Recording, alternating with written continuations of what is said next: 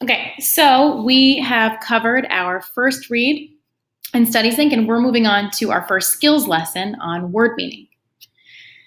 So this is the first time, like I say in the outline, that kids are doing a skills lesson. I love these skills lessons because they made me a lot better at modeling the skills outlined in Common Core standards. And even though I was a curriculum coordinator and studying these for years and then teaching them, I found in these models that I was still getting some things wrong. And these were really fantastic ways for me to make these concepts click more for students. So let's get into the first skills lesson, which is on word meaning in this essay.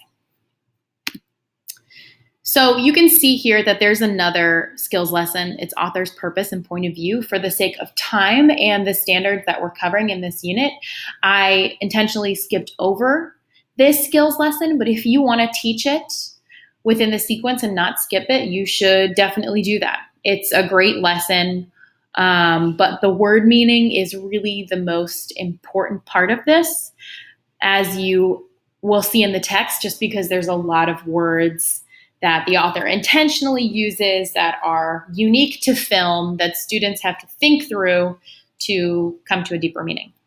So once again, you've got your Access handouts here and your lesson plan. Let's first go into the student preview.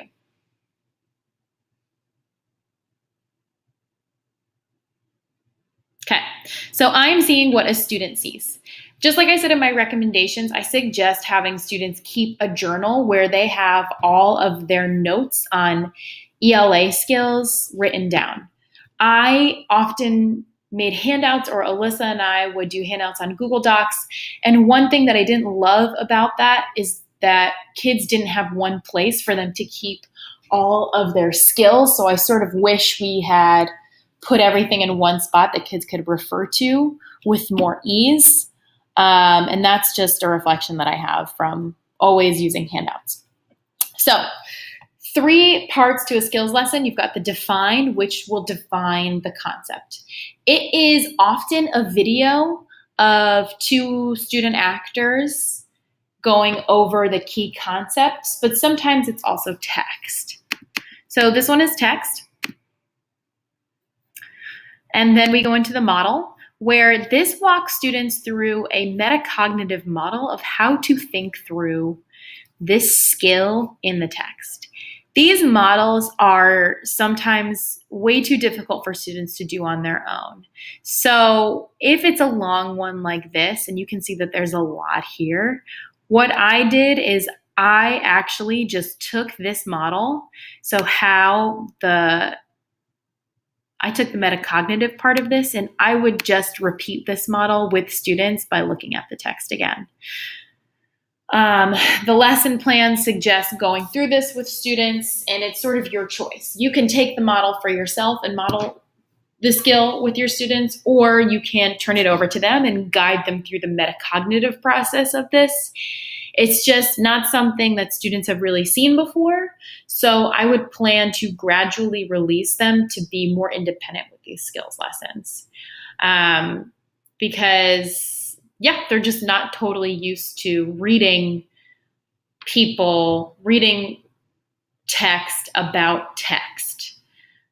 So I suggest starting here and reading the model for yourself, and also these sort of key points. And then if you want to see where they're going with this, you've got the your turn. So this is a part A, part B question that students answer based on this short piece of text. And this is the outcome, right? So this is the exit ticket that you can use to see if students got it or if they didn't. All right, so let's go check out the lesson plan.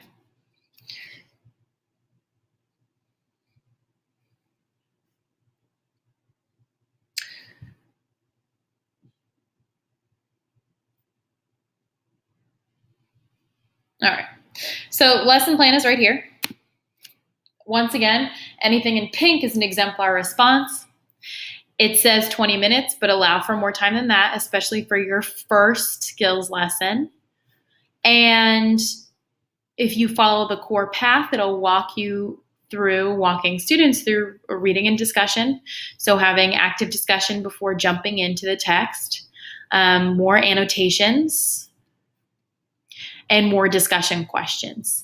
These lessons do not work if you put them in front of students and they do it without talking, without teacher interaction.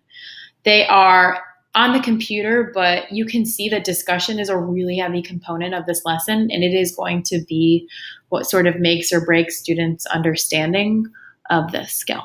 You've got your answer keys here from your Access handouts, as well as the Your Turn questions. You can see that A and D are the correct answers.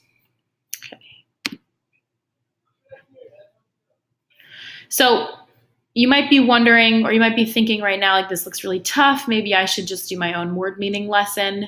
Just remember that you can adapt this in any way you like, but it does lead up to this close read. So this close read that students see tomorrow is going to be a deeper read of the text they've already read, but we'll ask them questions about word meaning. So if you haven't done this lesson, or they haven't looked at this lesson the way the model walks them through, this close read will be difficult. So just keep that in mind when you are making considerations for adapting the lesson.